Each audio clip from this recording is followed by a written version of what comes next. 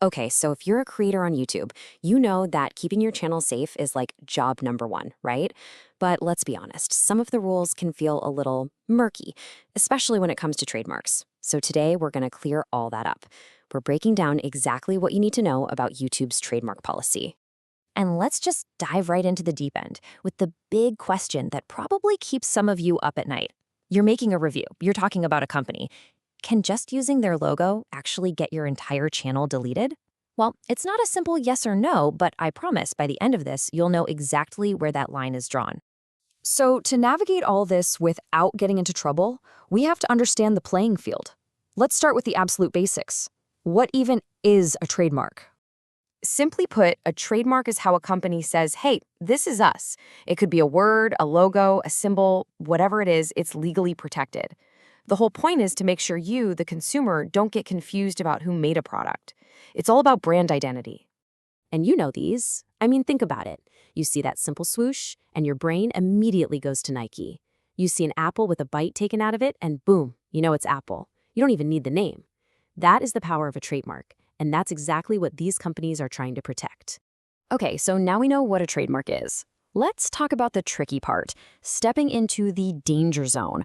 What does it actually mean to infringe on a trademark when you're making content for YouTube? If there is one word you need to burn into your brain for this, it's confusion. That is the key. You have to ask yourself this one simple question.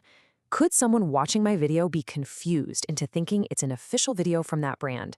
If the answer is maybe or yes, you're likely in infringement territory. So here's a perfect example of what not to do. If you name your channel Official Nike Shoes Store, and, well, you're not Nike, you are 100% misleading people. Viewers will click thinking they're on an official channel. That's a textbook violation. Or how about this one? You slap the Apple logo on your thumbnail and call your video Official Apple Laptop Sale. See, it's that combination, the official logo plus language that claims you're official, that creates the problem. You're creating that confusion we just talked about. All right. Enough with the scary stuff and what you can't do. Let's flip this around, because the good news is there are plenty of perfectly fine ways to talk about brands and use their names. Let's walk the safe path. Now, look at this. See the difference.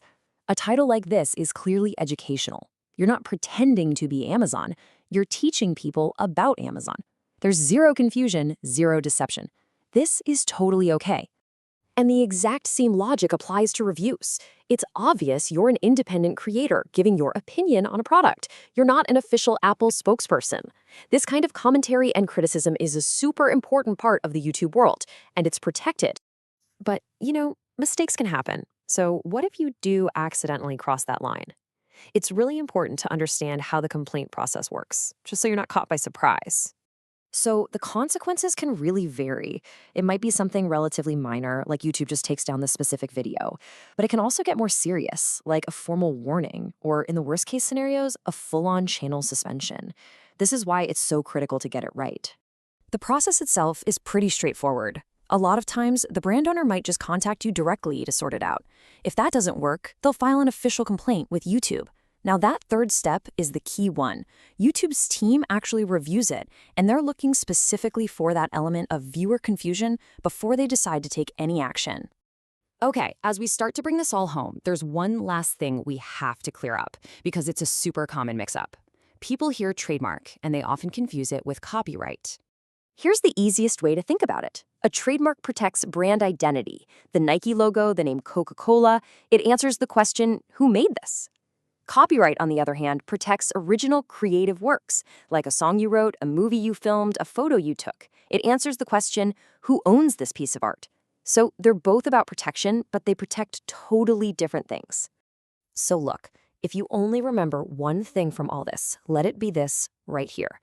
The entire policy boils down to one simple idea. Don't mislead your audience. Before you post, just run a quick mental check.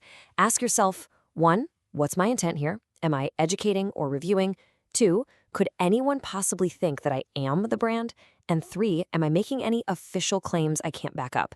If you can answer those honestly, you're almost always going to be on safe ground.